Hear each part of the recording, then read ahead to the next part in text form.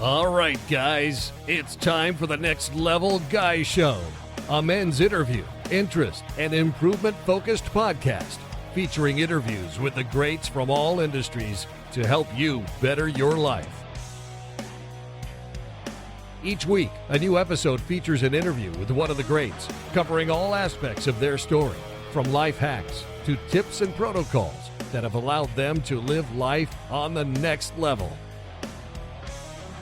We then highlight concrete action steps that you can use to improve your life. And now, your host, Ian Dawson Mackay.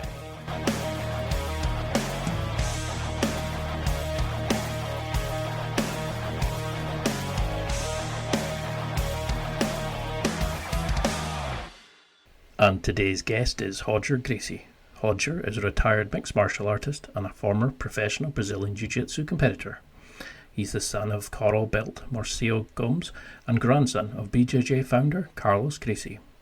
He's one of Jiu-Jitsu's most decorated and accomplished athletes, considered by many as the greatest competitor in Jiu-Jitsu history. Roger taps black belts with white belt techniques, making it look effortless. His skill level is terrifying, and his ability to read the action borders on him almost being able to see the future, it feels like, when you roll. A member of both IBJJF and the ADCC Hall of Fame, Gracie won 10 IBJJF World Championships titles across multiple weight classes every year from 2004 to 2010, becoming the first competitor to win the open weight division 3 times. Gracie is a 2-time European champion, a Pan champion, and is an ADCC submission fighting weight, absolute and super fight champion.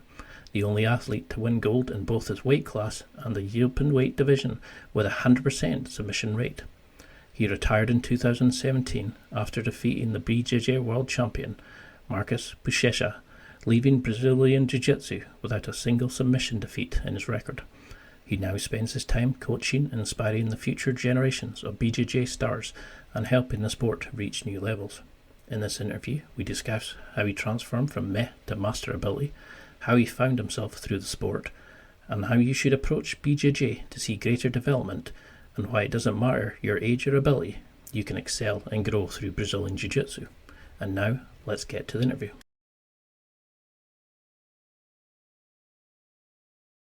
Well, thank you so much for coming on. This is a dream interview for me because I'm a big Jiu-Jitsu fan, and obviously to have the GOAT of all time, the greatest of all time on. But how would you explain who you are? How do you explain this phenomenal career you have, this coaching empire, etc.? I see myself as a martial artist. That's how I see myself. And, someone that, since I was born, I lived through generations before me in, developing the art, teaching, not just martial artists who fight, but someone who teaches, I think that was also a huge part of my family. I think maybe, just as important as fighting is teaching. And do you think there was always this sort of destiny for you to enter into martial arts? Was there a turning point for you? Or were you always going down that road, do you think? No, actually, I was very far from it until I was about 14, 15. I think until then, I was never took any seriously, never really saw like a clear path as a fighter, taking, as a martial artist. I think I always saw it very big in my family, but I never really, before you were a kid, I've never really decided before I want to be a fighter. This is what I want. And the turning point was when I'm from Rio de Janeiro, so I went to the south of Brazil to a place called Florianópolis. I had 2 of my uncles living there, Helion and Crowley, my mom's brothers. So I went to see my uncle Helion to stay with him, like summer holidays. It was summer. I went there for about a month. And then I had my uncle Hollis Gracie was living there with him. And Hollis is, I think, 3 or 4 years older than me. So I was like a kid, 14, 15, yellow belt, chubby, not really training much. And Hollis was already like 17 and like an athlete, purple belt competing. And just staying that time with them, my uncle's like, Roger, you have to train. Like, I was barely training. And it's like, man, you're Grace, you have to train, you have to, get into a diet, man, you're out of shape. You can be a champion. Hollis would be the heavyweight champion, you'd be the middleweight champion, because I wasn't that big back then. And I think just the daily, he had a gym. Like, my mom is a Gracie, not my father, even though that my father is a big person in the jiu-jitsu world, a big fighter, one of the best of his generation. But I didn't grow up with, he never had his school. So I didn't grow up with like a father figure taking me to the academy, living like what it is to live through jiu-jitsu. And my father, when my uncle Hollis was his teacher. And Hollis died when I was 2 months old. And then my father kind of was very sad, and he kind of moved away from jiu-jitsu for many years. So, and that was when I was born. So it took him many, many years for him to get back into it. So during all the time, I had my uncles, cousins, who I used to train with, but not my dad. I never had anyone taking me to the cabin, never knew, what it is to live through that. So when I went to see my uncle, suddenly I stay at his house, and I used to wake up.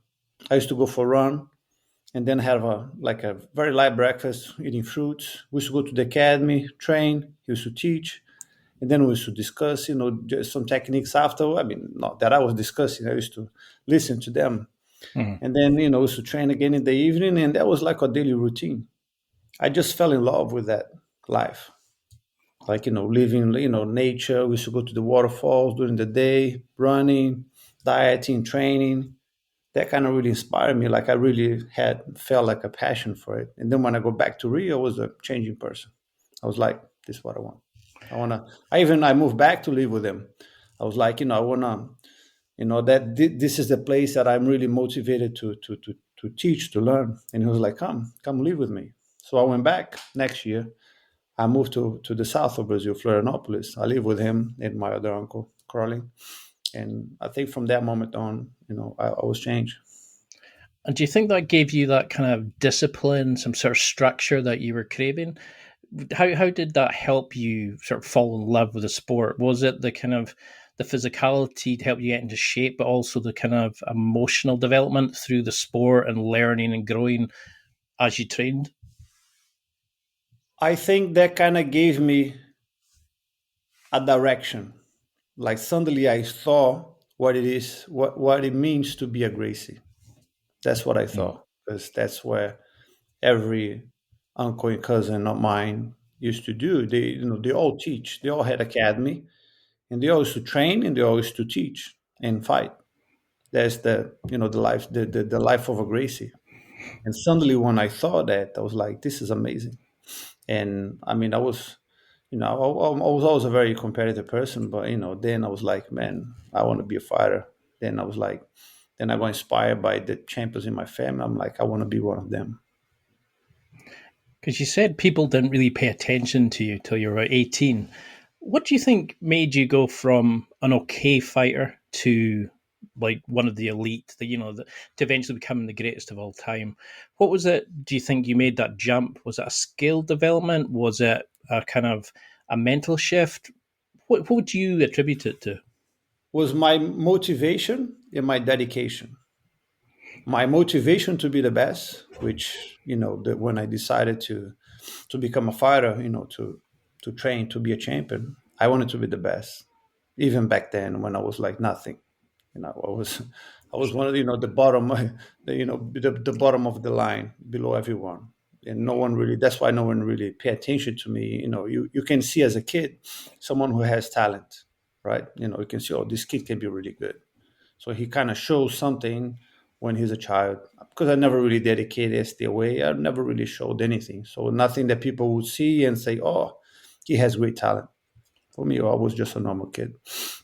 And so my motivation to be the best and my dedication daily to become the best. I think those were the two combinations that made me. It's scary to think of you even considering yourself the low. Like from what we see now, it's hard to imagine you getting beaten and struggling, because you have this kind of instinctual way of controlling people. Like I watch and all sometimes as you just it looks like you're about to get swept and you just shift your leverage, your base, you just have this sort of natural flow with it. How do you set up your training to do this? Is it just rep after rep from bad positions or good positions till it becomes second nature, or how do you approach training to become such a level you are? I think, when you approach training, is like when you're going to train with someone, you're facing each other, you're trying to win. You're trying to dominate the person and submit him. I think that's the goal of jiu-jitsu. You need to, first you need to dominate the other person. You're going to put yourself in a strong enough position that from that position you can now have options to submit the other person. Then that's the goal. Once you can dominate someone, then submission ideally should be easier. Then if you're in an equal position, then it's very hard because the other person is in a position as strong as you. Then he's fully ready to defend your attacks. When you're in a very dominant position, like if you mounted someone or sit in the person's chest, that person's completely pinned. So for him even to escape that position, then he'll give you something. That's the position you want to be, to have fully control of the other person before you submit. And I think the way to approach is like, you constantly trying the same goal. It's, to put the person in a pinning position and then submit him. So it's the repetition, and over again teaches you everything. Back then I used to teach. I used to train every day, twice a day. I've done that for years and years. So you kind of always sort of go back to the same situation. You train with with your training partners. You have many different training partners, all levels, and then you get caught with something, and then you get caught again, and then you get caught again, and you're always trying to change something, not to get caught. To make it, to improve, to defend the situation. And I think, the improvement comes from that. Is the person is trying to submit, to sweep you. He'll sweep you once, twice, as many times as he needs for you to change something. Then when you change, now it becomes harder. Then you improved. And Because that's sweeping, not getting swept, what you're saying is like, it's almost, when you're about to be swept, to be reversed, it's almost like standing in a medicine ball. Like you seems to be going down, almost going, and then it's like a balance, leverage, reaction of quick reaction of putting the hand there, changing the shape of your body changes everything. Suddenly the way you're pushing the weight to the other side, so those sort of things. because that's what every time I watch it's like, because I never saw anybody else that was tall with long limbs kind of excel the way that you were doing it. And that, because I've always seen these people like spinning underneath. And I mean, I'm fat. I got out of shape with COVID. And I looked and it's like, I need to get back to jiu-jitsu. And I couldn't see anybody doing pressure passing. And then you had this way of just dominating and controlling. And no matter where you came, in what position, you were just every second you just seemed to be knowing exactly what they were going to do. So is that how you learned? You just kind of asked questions, you sat and watched and just kind of put yourself out there? Yeah, of course I had great teachers who helped me along my life. They all helped me, and I've learned a lot from them. But I never had a teacher daily that they used to follow me, and watching my training, every training session. Then we sat down and said, "Look, oh, you did this wrong. No, you got to do this." That I never had, ever. I had uncles, my father, my cousins, who always helped me, but none of them were like always beside me, looking my training and then trying to correct me after. And the way you described, and I think for you to really master something, you have to be fully relaxed, your body. And if you're very stiff, you're very easy to be moved, very easy. And very easy to be swept, very easy to be put in positions, and you get tired. I think to really master jiu-jitsu is the ability to fight relaxed, because then you're truly using your body, you're truly using leverage. You're not muscling your way to win, because as long as you have energy, you'll be right, but your energy will eventually you'll tire. So I think the main thing, especially relating what you're saying, is I have a very relaxed way of fighting. Like I don't try to muscle my way into situations. Of course, there's some energy they have to put. It's not that I'm completely relaxed, that I don't use strength. Of course I do, but I don't rely on strength. I rely on leverage and my technique. I think it's the one of the biggest difference between me and my opponents. It's when you try, the moment that we grab each other, we move. If you're very stiff, that means it's the lack of confidence and technique. And like I was always very positive with my skills. That alone would have helped so many people, because I can remember when I started, I was holding on for dear life and I was getting thrown around. And then as soon as I got better, and as soon as you went to the sort of color belt class, you realize how easy people were taking on you as a white belt, because suddenly it opened up. And as I started trying to understand pressure passing, I watched some of your videos, and it just sort of clicks. I was nowhere near on your skill level, but like all your amazing videos and your tips, and then how do you keep that sort of sense of calmness? Because I read somewhere that you said about being the chubby kid who couldn't overpower people, so you focused on your technique. Do you have that confidence because you're focusing on the technique, but also that that you've got a mission in jiu-jitsu? Or where does this stem from, that confidence, the calmness to relax in jiu-jitsu? Is it just doing the rep after rep? Yes, I think first is because I start as a child, and everything that you start as an adult, you'll never be fully relaxed because it's too late. The adult, you will never really release that tension, your body tension. So because when you're learning, you will try to muscle your way into things. The adult will do that because you have power, so you will use. It's inevitable. That's why every beginner uses a lot of power, because that's what they have. This like, I don't have technique, but I have power. So I'm going to use it, until I can learn. The more I learn, eventually you'll start relaxing a little. But as a child, you see they don't use power because they don't have it. Every game the child plays, every sport, everything, child are very relaxed. So they learn purely the technique.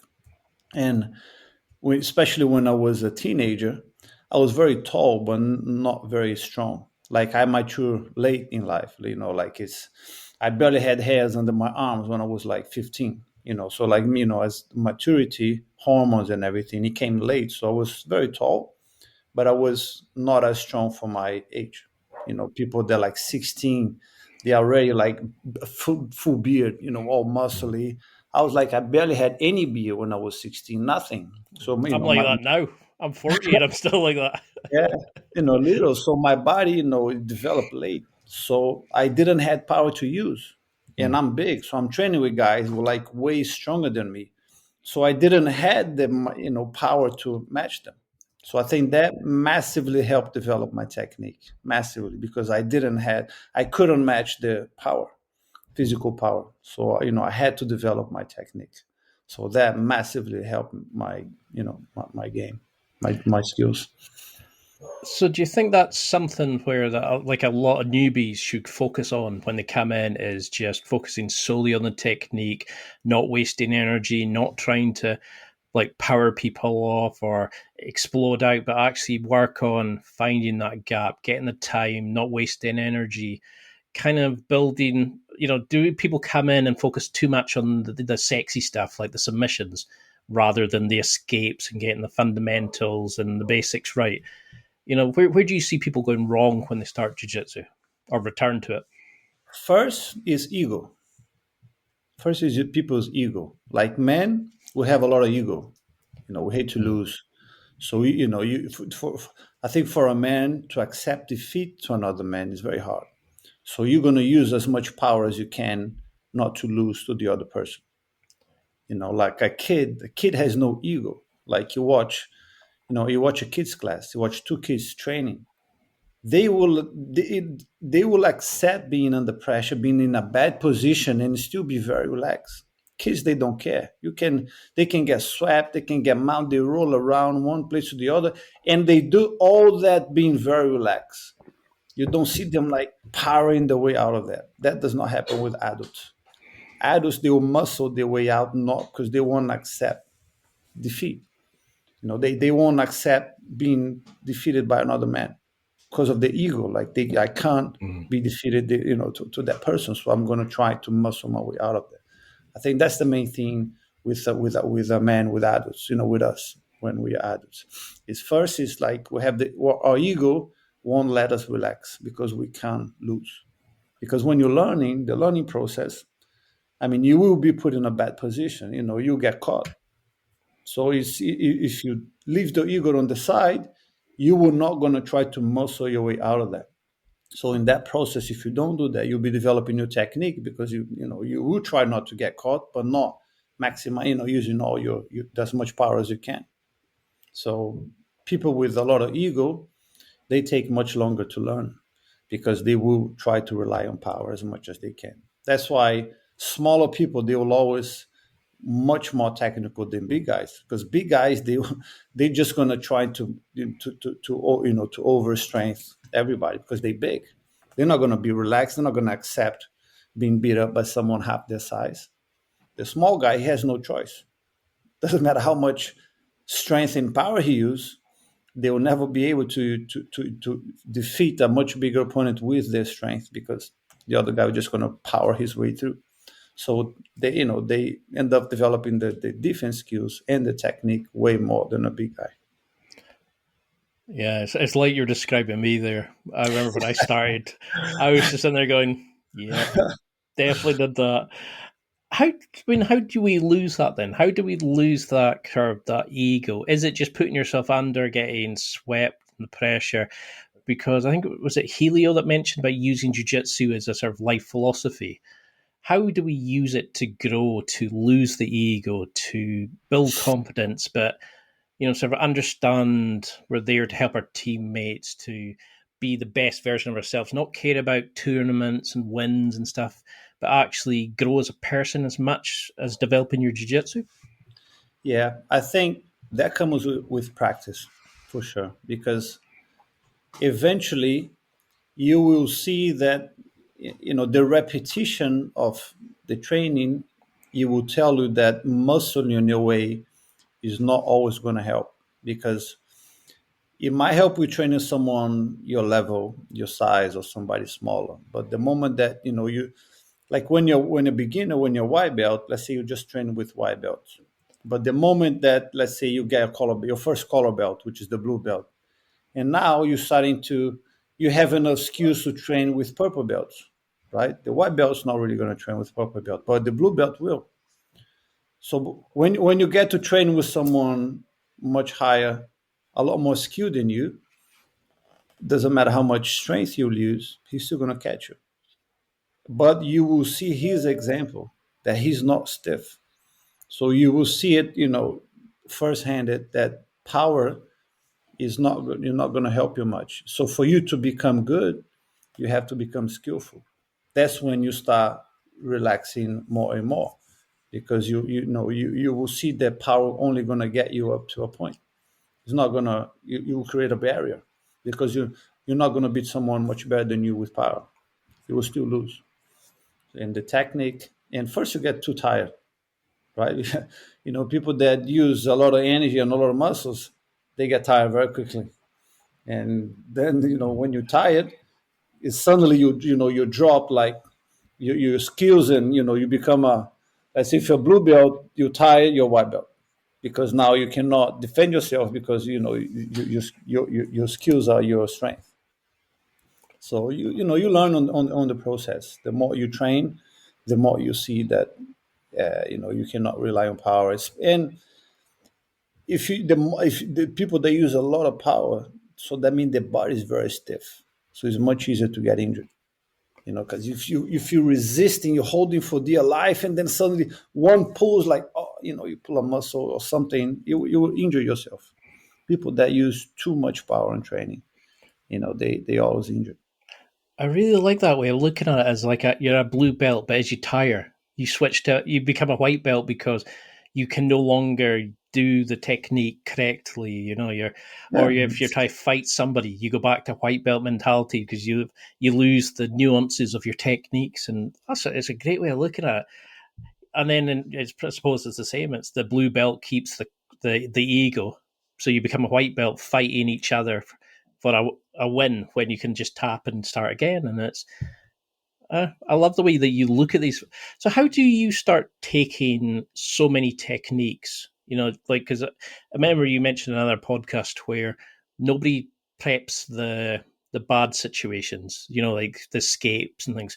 And people always said how you had this knack of finding a space. You always looked like you're in a bad position, and you just seem to calm and then escape. How do you start piecing together, like a turtle escape to an attack, then a chain to, like, when you're on the mount, to then how you're going to submit them? Is it like a video game? The more you do it, you kind of piece it together and the map opens up a bit more? Like, how yeah, does it go in your head? yeah. I mean, first you get used to it of being in a very bad position because, I mean, until I became really good, I went from being really bad. It took me years and years and years of dedication and training really hard. So all those years, I mean, I was losing a lot more than winning. I had like hundreds of people like used to beat me up, tap me out. So, and but I used to train with the best. I used to give my best. I never really care about losing because it's a learning process. I'm like, you can catch me today. We're gonna still train tomorrow, and the day after, and the day after that. One day, my goal is to win. One day, I'm gonna catch you. That was that was always what I had in mind. I don't mind losing. You can catch me today. I'm learning. One day I'm gonna catch you. I'm gonna train until I can catch you. That's what I always had in mind with my training partners, people I fight. I don't mind losing, but I hate losing. I'm gonna give my best to win against you, and from you learning. So it's the coming back and trying to change something, trying to develop your skills, and one day I'm gonna win. So do Doesn't you matter how see? long, I will. I love that. I love that mindset of, like, it's a marathon, not a sprint. It's not what's happening today, it's how you're going to grow as a person later. Where does that sort of humbleness come from, do you think? I think it comes from within. It's I don't know. If you ask me where did I came from, where did that come from? I don't know. I think I was always humble. I was never. I don't remember ever being arrogant. So I think that's just the way I am. I was always a very calm person. I was never someone who gives to emotions, a lot. So I was naturally that came very natural for me. Of course, I used to get nervous and things like that, but that calmness and I think I wouldn't say I was born with that. Maybe I was. I don't know when I developed that, but I don't remember being otherwise. So I think that always helped me massively. Just being the way I am, it helped me a lot. So what's your sort of mindset when you roll now? Do you go in and think, I'm going to go in and explore, I'm going to put myself in bad positions, I'm going to grow, really test myself with my technique, but I'm going to remain sort of fluid and not non-resistant? What kind of do you have a mantra or like, what could somebody listen to this use the next role they have to expand and explore and learn jiu-jitsu better, do you think? Uh, I think it's kind of the same. It's now I'm not an athlete anymore, retired. So I think the intensity of my training is much less. I don't train as hard. I'm not. My conditioning is not as good. My strength it did diminish, of course. I was in my top condition. I was like, my condition was better. I was stronger. I was faster. My time reaction was better. So now that I don't compete anymore, I think things just kind of slowed and calmed down a bit. So my pace is slightly smaller because I cannot keep that pace that I used to have as a competitor because I don't have the physicality follow that up. I get more tired. I get tired quicker. I don't have the strength I used to have because I don't train as hard. So it's the same. I think it's just adapting. Your game is always changing over the years a little. You always kind of, you venture yourself to learn new things, to practice new ways of trying to pass the other person. So the game, you always kind of trying to find out what works for you, what doesn't. It's suddenly I'm doing a different kind of guard. When I play on my back instead of things like that. But it's kind of the same. I think more slower and calmer. I'll say that's a big difference. So, you've talked in other podcasts about when you train for competitions, you didn't have a strategy because it was always you thought it was so unpredictable. You didn't really plan for it. How did you sort of train for competitions without a strategy? Did you just go in and think, this is what I'm good at, this is what I'm going to focus on? What's your planning for those kind of things? I never really made a strategy because I don't really believe in strategy much because things can change. When you focus too much on a strategy, if suddenly the fight is going in a different direction, you can be lost.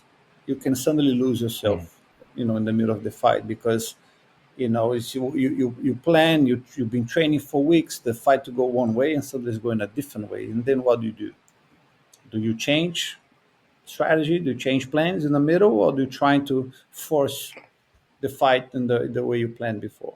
That's already a very negative point to happen in the middle of the fight. Yeah. And I think it's, I've trained every position. I've trained being a good and a bad position. You never know what will happen. You cannot predict. Suddenly something can happen. It's going to put you in a very bad position. I think the training, it will tell how you will react being there. I used to put myself in every bad position because I know if I happen to be there, I need to know how to get out. So it's, I train a lot. Like I always wanted to implement my best game. I don't care about the other person. I'm not going to plan any strategy in what they are doing because that means I have to change my game. And your A game, the things you do best, that's your weapons to beat your opponent. It's what you do best, your best moves, your best sweeps, your best guard pass. That's what I always have to focus. What I do best. If they can block that, they're better than me. If you can completely neutralize all my game, you beat me. If you can do that, you win the fight. So it's like, I'm going to implement my best games, what I do best. And that, if that's not enough to beat you, I'm just not good enough. I suppose that's hardly ever happened, to be honest, like somebody beating you. But I really like that because if you do a strategy for somebody else, you're playing their game. You're changing your way of doing it to suit them. Yeah, I like that. I need to do what I do best.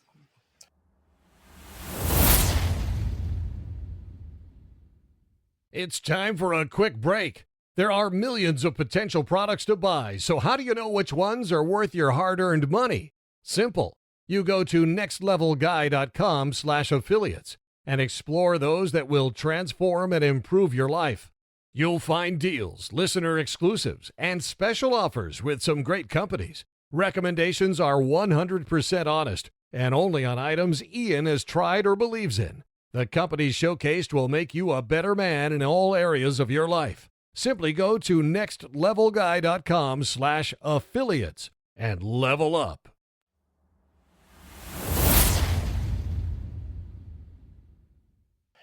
So you've said about how the fight starts before the referee says go. That you used to sort of lock eyes with a person. You would maybe be messing with them in the press conferences and stuff, but you were just giving them that reminder that you were going to beat them.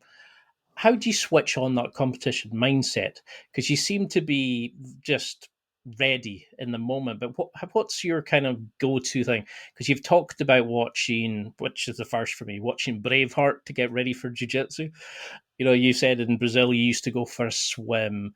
I think it was Gladiator was the other film you used to watch. Like, what's the the Roger Gracie method of getting ready? Because you just seem to go like that and you're in the moment. But what's it like for you? Yeah, I mean, when I used to live in Brazil, I used to live right by the beach. So, and I used to every the tournament that I used to compete, I used to wake up, go straight to the beach, go for like a swim, just like a swim, just to be in the water. I used to sit down in the sand, stretch, like 5 minutes, nothing major. Stay in the water, maybe 5, 10 minutes, like a few strokes, and then come out, kind of then walk home, shower, breakfast, get changed, and like let's go to the tournament. That used to be my routine because I always used to. It doesn't matter. I never used to compete late, so just used to wake up early if it was to fight early. So that was my routine. Because the water used to kind of wake me up. I used to like get the energy of the sand, the water. So that kind of used to give me a bit of keep my mind clear. And like walking into the tournament, the moment you walk there, it's like you want to switch. I want to switch my mind out of everybody, everything, and everybody, because I want to stay, like in my own zone, not be distracted by anyone, not really talking to anyone. I'm like, at least I used to be like listen to some music, put a hoodie on, not really staying in my zone. Then like an hour before, start stretching, warming up. When I'm warm, and just wait to be called my name, and walk into the mat, to the ring, and walking in. I mean, now you're like, okay, now this is my challenge. I need to face that opponent in front of me. So my focus was already who I was gonna fight. Even before the referee, I was already switched. I see nobody. I'm like, now nothing exists. Like, there's no thinking now. I'm like, just be very calm, stay focused, and then as I walk to the ring, I'm already facing him even before the referee starts. So my eyes, my focus, my attention is all on my opponent. I'm reading him. I'm trying to see how nervous he is. I'm staring in his eyes, not really trying to intimidate. Never really, there was never my intention to, look at someone's eyes, like, trying to intimidate anyone. I was like very blank looking, but my focus, my eyes, it was on his eyes. Now I'm like, even before the referee say go, I'm like, my eyes will never come out of my opponent. And then right away, I see how much nervous he is, how his confidence, body language. If it doesn't stare you back, if he's nervous, that's already a good advantage. If he can look in the eye, if he's avoiding you, all that is like, then it just builds your confidence. The more my opponent show weakness, the more I used to grow, because I'm like, he's afraid. He's nervous. He's insecure. That shows on his grips, on his reactions straight away in the beginning. It kind of shows a bit. And are you looking to kind of feel your way into it, absorb, and just kind of react till you get to a point where you can start implementing, your preferred strategies? Or are you kind of just, do you prefer to be the aggressor? How do you like to take on a fight? Because I think too many people focus so much on the training beforehand. How, Yeah. because you just seem relaxed and calm in that. Is it just that you're confident in your own abilities? You're going to just wait for that moment, hit the perfect technique, and then just win it? Do you even think about it? Like you're saying, do you just zone into it and go, Yeah, no, it's no. just I another think opponent? no. With me, it was like, as a black belt, we fight 10 minute round, just one 10 minute rounds, and then either the person tap, which you might finish before, or it goes to decision. Whoever score more points. So 10 minutes is a long fight. So for me, it's like as soon as the fight starts, I'm kind of feeling the fight. I'm getting slowly into that rhythm until I pick up mine. So it's because, for 10 minutes, I couldn't start very fast because I would burn a lot of energy. Then it would be hard to recover and keep that pace to the end. So for me, I was always a very slow starter. A lot of my opponents, they come in very aggressive first, like, trying to put in a lot of energy to trying to score some points on me or to trying to do something. And I was the opposite. I never matched their pace. Like a lot of my fights, I start losing. Suddenly he took me down, or he did an advantage, because he put so much energy and effort for that. The beginning, that I never really matched that, because for me there was no point. I don't mind. Okay, suddenly, okay, the guy scored 2 points, or he did an advantage, but there's still a long fight to go, and I'm still fighting my rhythm. I'm getting in the rhythm of the fight. So my pace, it will slowly come up. So my energy, my effort to try to do anything against my opponent was slowly picking up until say like 4 minutes max, and then I'm like, okay, now I'm increasing my pace. So I'm trying harder to do things, but still not full on. And I always kept the pace to the end. It goes a bit faster and then it slow down, but my pace never stopped. And that was how I overcame most of my opponents, because every time I fought a very big and strong guy, every time they all gassed, all of them, because they rely on power, and they never, and they couldn't keep my pace, because a lot of the things that they rely on power. The beginning is very hard, because they're very strong. They have their whole energy to try to defend what I'm trying to do. So it's very hard, but their resistance will drop, because they cannot use, they won't have power to defend the whole fight. 10 minutes is too long. And after 5 minutes, that's when I was used to grow a lot in the fight. So, the first half was hard, very hard for me. Every first half was like tough. Second half, always much easier, because I just found my pace. I found my zone. Now I have my rhythm. Now I'm going, and they is slowing down. That must be terrifying. You're breathing out your arse, you've blown your what, you've shot it like Roger Gracie, you've given it all, and you're just beginning to warm up. That must be just terrifying for your opponents. Yeah. But people have said when they've rolled with you that even when it looks like they're close to tapping you, you just find this tiny bit of space and you come out, or you can hit a submission from anywhere. Do you prefer using positional like sparring, so that you can learn to attack the body from all positions, that you can find escapes from all positions? Is that the key for the best development for anybody, including a fat guy about to return to jiu-jitsu? Should we be Yeah. using more positional sparring? To learn, yes. That's when you develop your skills, because the repetition of the same situation, at some point you will learn. So it's, if you practice the same sparring situation over and over again, and you can make the same mistakes over and over again, but at some point you will try to change something, because it's not working. For some people, it might differentiate how many times you need to, it needs to happen for you to change something. That's just numbers. But it's the repetition. If you're doing the same move, you're trying one escape. You tried the escape, it didn't work. You're going to try the same escape, it's not going to work. I mean, at some point, you will try the escape differently. Or at some point, you try to find the right time for the escape.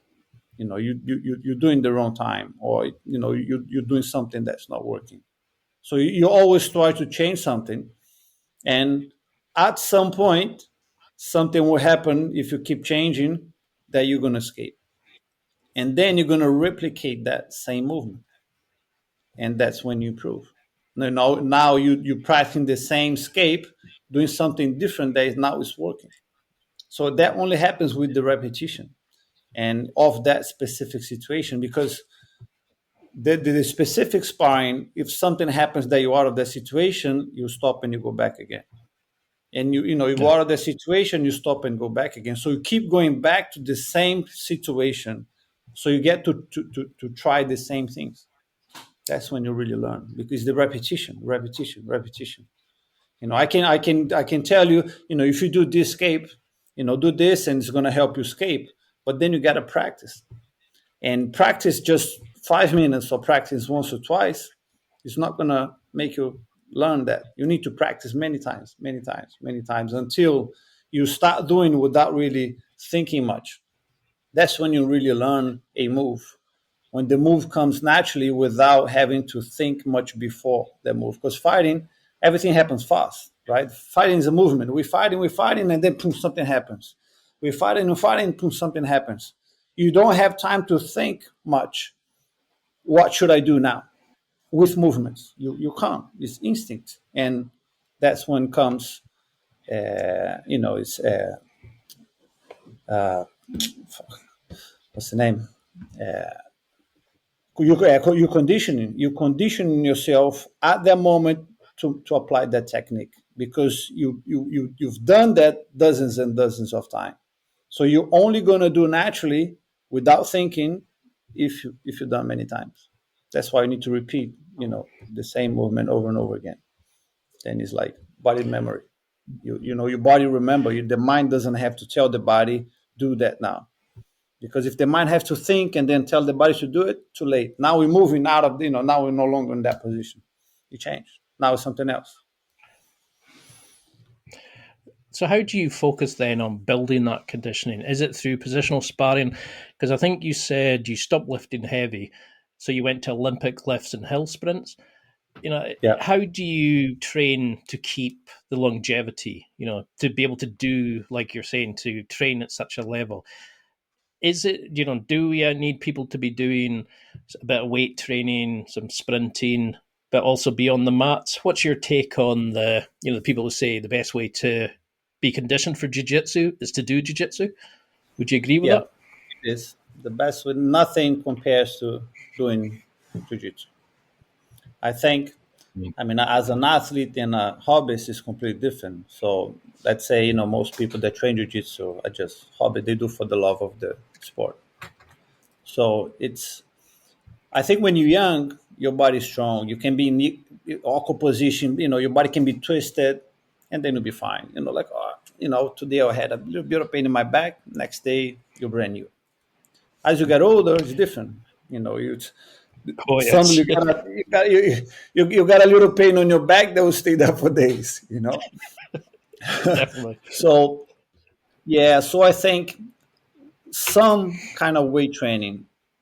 To be honest, like any basic weight training is fine. If you can squat, do pull-ups and push-ups, that's fine. That's enough. If you do that twice a week, like 70% max of your, of your power, 70%. It doesn't have to be more than that. So that means you're making your body stronger. Your lower back, the muscles of your back gets a little bit tighter. The muscles on your shoulder get a bit tighter. Your joints, everything gets stronger. So when you're going to train, your body, you're not going to get injured as easy, because your muscles will hold. You're building muscles, even small a bit, but now your muscles are stronger. If you don't do weights, and then because jiu-jitsu is unequal on the body, like it's you use more your left arm than your left most of the times. You use more of your left leg than right leg, so you're building the muscles differently on your body. So when you do weights, you align all the muscles together, because if you do squats, is your whole body working both sides exactly the same, carrying the same load, doing the same exercise. So you kind of equalize your muscles when you do weights. That's why I think it's very important, especially for as you get older. Especially, it will help you on your longevity. As you get older, the older you get, it's extremely important to do a little bit of weights, even once a week. If you get squats, put 20 kilos each side, 10 times, four reps of 10 times. That's enough. Once a week, that's good. Twice a week, amazing. That's it. You need nothing more. So it's not, you don't have to be a bodybuilder, like do crazy weight training, but you do need a little bit. It will help you a lot. Like if I'm doing basic weights, I fell on my shoulders a couple of times during my life. That I have a weakness in my shoulder. I never needed surgery, but it bothers me a little bit. It gives me a bit of pain. Sometimes puts my neck a little bit. Sometimes my lower back, because I'm tall and my core is not super strong. sometimes I put myself in some situations that afterwards, like, my lower back hurts a little bit. So if I'm doing weights, changes everything. Suddenly all my pains go away. I think you've just got a heap of people signing up for gym memberships just now, because people always think it's like this secret sauce and stuff. And I love how your sort of techniques are. Just keep it, like, don't go mad the night before. Go in, switch on the day. Have a easy breakfast, loosen up, but then get in the zone when you're there. Don't overcomplicate it. But when you did lose and you hardly ever lost, how did you look back at these? Or when you had a poor training session, did you analyze it? Did you journal it? What goes through your mind? Or do you think, it's a marathon, I'm learning from it, and I'll use it for the next one? Yeah. Every time I'm lost, I'm like, I'm not happy. I need to get better. I'm not good enough. I need to get better. That cannot happen. So I'm like, gotta get better, improve my skills. That's what I always thought. I'm like, almost. Like as a black belt, every time I lost was like very, very close fight. Like one small advantage. And then I'm like, fuck, I need to get better. It's not, I made a mistake. I need to be better. And then train more. So would that just be implementing positional sparring? So you lost at this position, so I want to focus on that in training, or? Yeah, I mean, it's most of the times it was like one small thing. It was more. One time I underestimate, the first time in my life and only that I underestimate someone, I lost. I'm like, that's bad. The second time I was too stubborn, and most of the times that I lost, I could have won easily. To be honest, I could have. I think it was my stubbornness that made me lose maybe 2 or 3 fights. I think it was more. I lost to myself more than my opponents. It was more like I wanted the fight to go this way, and I persisted too much instead of trying to change. I think my arrogance, I lost to every time. In a black belt, I only lost to myself. My arrogance made me lose. My arrogance, my stubbornness, and then I'm like, I need to get better. I need to be more mature. I love that. I love that way of thinking. I made the mistake, but I can fix it. I can go and you've just got this amazing way of looking at it. But when you've retired from competing and you decided to go into coaching, how did you deal with that change? From the adulation of the fans during competitions and the noise and the lights and all that to coaching. Did you struggle, or was it a natural progression? Because you have this beautiful relationship with your dad. Do you think you're always predestined to coach together, build an academy, to have that connection? Yeah, I think for me, it was easier. It was easy in a way because I saw it coming. I knew years before. I'm like, when I get to around 37 years old, I will hang my boots. I'm like, I never thought myself fighting, competing, over 37. And when I was 30 years old, like it's my academy start growing, my association, all the business that will get involved, and I always to put everything on hold in a way that my main focus was my career, my competition. So if when I have a fight, when I have a competition, I used to stop everything that I was doing for fully focus on my training, fully 100%.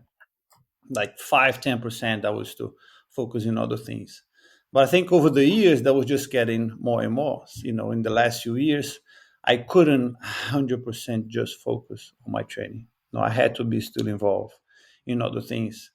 And I had like opportunity and plans, to do things that I kept on hold for years because I knew like I don't want to start something and then suddenly I have I have to stop because I need to train. It's not gonna be good.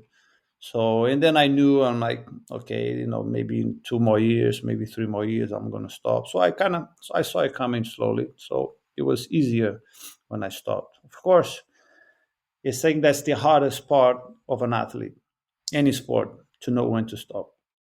Because what do you do after? I mean, something you've been dedicating for 20 years. Suddenly you have to stop. Now what? Like, you see how many people keep coming back. They retire, they stopped, they come back because they had just haven't, they're not doing anything more, or everything that they're doing is boring. They don't have passion for it. My passion was fighting, so they all keep coming back. Like, it's who who do you think, like, okay, that guy, the athlete, any sport, whatever, like, okay, when he had amazing career and then he stopped on his top and then he never came back. Like, who? Nobody. No one. Like, look at the end of every sports person. They all try to come back, and were always a disaster because they're not who they are anymore. They can be still good, but they will never be who they were. I think that's the thing with me. People ask me, when if you're gonna fight again, it's like you still have it. You're still very good. You should fight. You should fight. I will never be what I used to be. Now it's impossible. I'll be 42 this year. I'm still tough. Don't take me bad. I can still be well prepared, but I will never be what I used to be. So for me, there's no point. Zero. Like, if I can't be what I used to be, why should I compete again? Why? If I'm worse than the old Roger used to beat me up, then I mean, you have to accept, turn the page, go do something else. But I think that kind of links into what you're saying a minute ago about being the maturity of it. It's the growth from it, and like there goes to the Helio statement of using jiu-jitsu as a kind of a growing tool, a life philosophy. You're now going into the next natural progression. So how do you find that juggling of having a family? You've got a beautiful family, but you've also got multiple affiliate businesses. You're coaching, you're training, you're doing all these amazing things. You've got RGTV, you've got all these kind of amazing things are happening. How do you find juggling that now? Do you struggle with it, or does the pressure from competing help you in this sense? No, I think it's now it's different projects. You try to build and create new things. Before was like, I'm trying to build myself, my skills as a fighter, as a competitor. Now, it's not the point anymore. Now you focus in your energy in building other things, creating different things in life, Yeah. things that you couldn't do before. Now I have the freedom to do it. Like, before, I could never get involved with any long term project because I would have to stop that project for weeks out of in the year, because now I have to fight. So I can't do that anymore. Now I need to stop. Now I don't have to stop. Now I have the chance to build, things in a long-term project, which is, life is still exciting. I started my academy very young, so when I retired, I already had my academy. I think people that never opened the academy, suddenly they stop competing, and then now what? It's natural for you to, it's easier for you to build academy. You have your reputation and everything else. People that want to train under you, but you're starting something that you've never done before. That's why it's very difficult for.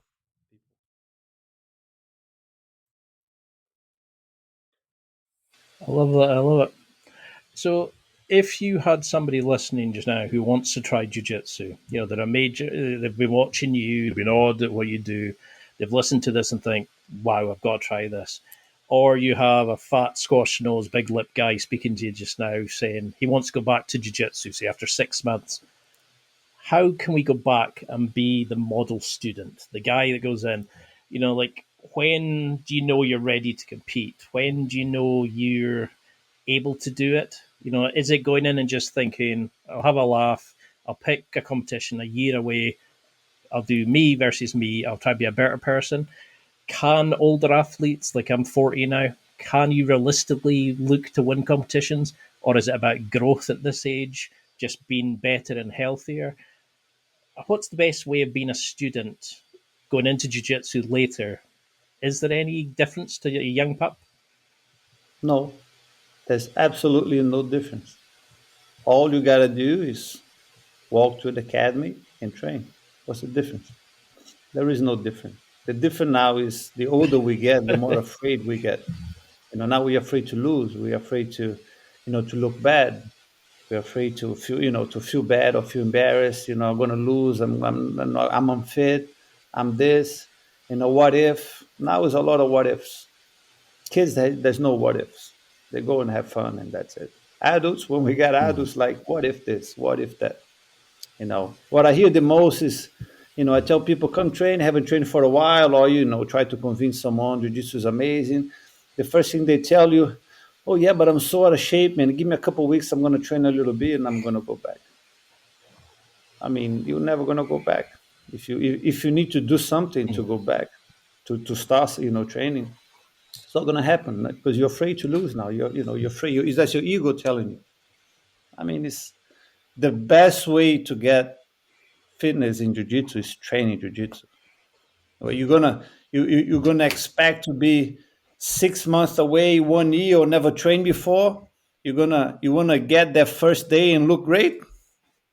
I mean, what in life do we do day one that we're gonna look great? Tell me what. I wish it was true. Nothing. But Absolutely nothing. I want to start French. I mean, the first day is the worst. Like you don't even know how to say hi. I mean, what worse can be? Well, I'm going to read a book before I join a class because I don't want to look so bad. I don't want to get there and I can't even say hi. I mean, so what? You're learning. Go train, man. Okay, I look terrible the first day. I got beat up. I got half my size. Yeah, so what? That's your ego. You will. I mean, if that's the case, shit happens. Come back the next day and try to improve. After a little while, suddenly, been training for a while. Wow, I feel great. Now I'm doing it. I feel better. Now I know things. I'm back on it. I love that. It's like, because I think I definitely made it. Like, I overcomplicated it. I was living through the ego. You find I an was excuse thinking, not to go. I came out. Every roll was a fight, not to lose, but not, it's like not tapping when I could have and just saying, "Oh, brilliant, you caught me. Let's go again." Or learning, I was living the ego. I lost the fun of it. And I watch my nephews just now playing football and all these sorts of things, and they just do it for the fun of it. And I was thinking, that's the mindset I need to go. But I know we're an hour in, and I can't believe we're just touching the surface. I've got thousands of questions. I'd love to have you on again because it's an honor. I think I got a bit starstruck at the start. But what would you want people listening to remember from this? Is it a message, some points, or is it a focus you want people to just remember about jiu-jitsu, competition, about yourself, about what we can do in life, what we're capable of? I mean, I think what I want people to see, it's everything is possible. If all it takes is dedication. Everything. I mean, I'm a living proof of that. I stand at the bottom of the, in my dedication and my motivation kept me going, and I made it. I became who I am, and I mean, jiu-jitsu. Everyone that trains jiu-jitsu change people's life, change their life. It's the best thing in the world. Like, it's not because don't come train with me. Go train with somebody else. I don't care where you train. Jiu-jitsu, until you do it, is the best thing in the planet. It's the best exercise. It's a full body. Every time I train, I switched off my mind. After training, you're so relaxed. Suddenly your problems are not as big as a problem anymore. You don't care much. It's like whatever. Like, I'm just there with the guy who trying to rip my head off. That's a real problem. That's life and death problem. The guy was trying to rip my head off. I have to face that problem. Every other problem is not a bigger problem anymore. Jiu-jitsu, until you do it, change your life, change everybody's life. Look at the world. Look how many people are doing more and more. Zackenberg, just for his first tournament. I mean, everybody's doing. Everyone who gets into it, they fall in love. All you gotta do is leave your ego outside. That's all. If you leave your ego outside, it will change your life. And is that just from turning up? Do you think losing the ego is just Enough. growing maturing as you go along? There's no preparation, nothing. I'm away, I've been away from training a while. Sometimes I'm too busy traveling. My conditioning was terrible. Now I want to get back into it. What do? I walk into the academy and train. First day is a disaster. Gas, can't do more than a few rounds, short rounds, because long rounds was now you're gonna kill me. I keep coming back. The next day I'm better. Next day I'm better. 2 weeks in, oh, I'm a different person. My cardio is better. I'm getting my reactions are better. 2 weeks. Give it 2 weeks, you suddenly say, "Whew, I'm getting into it." But your body will change. Now you're more relaxed. You're not as stiff. That's it. Practice. All it takes is practice. The more you practice, the And you better it seem becomes. you have this amazing academy where everybody seems to like each other and they get on so well. What would you say to people about using jiu-jitsu as a way to make friends and connect and kind of find your tribe, your people? I think the one thing, in my academy, of course, you have that in your other academy as well. I think jiu-jitsu is kind of place that everyone is equal. Like it's one place that you go where, anywhere in this planet, that everybody is equal. You put the gi on, the only different, what's different in people is just the color of the belt.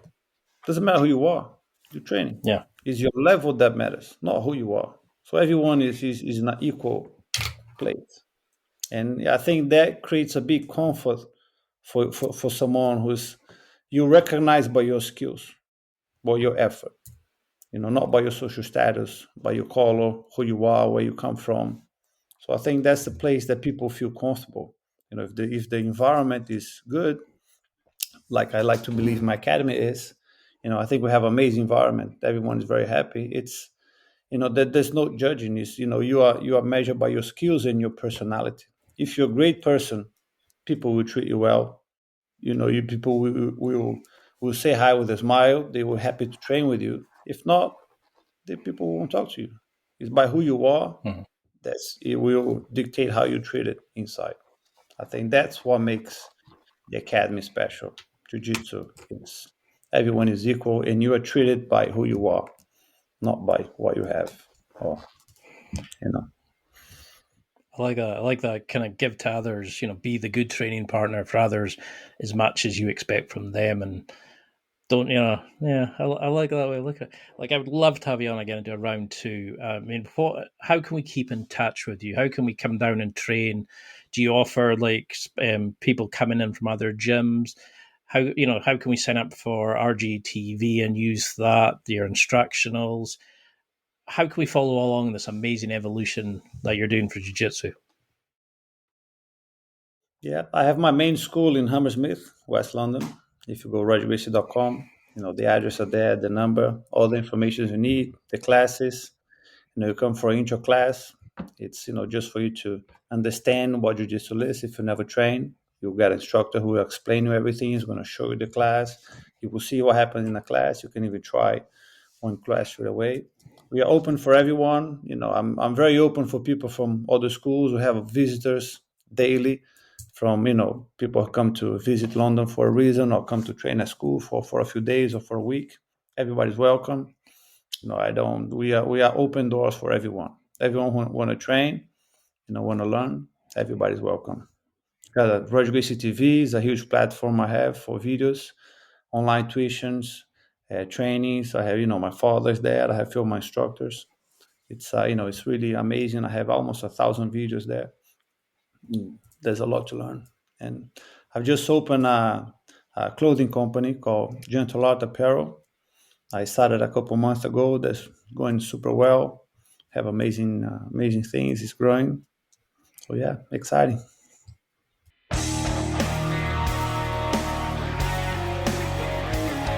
Well, that's it for another week, and thank you for listening. It's now time to take what you've learned and use it to develop and enhance your life with the key points mentioned.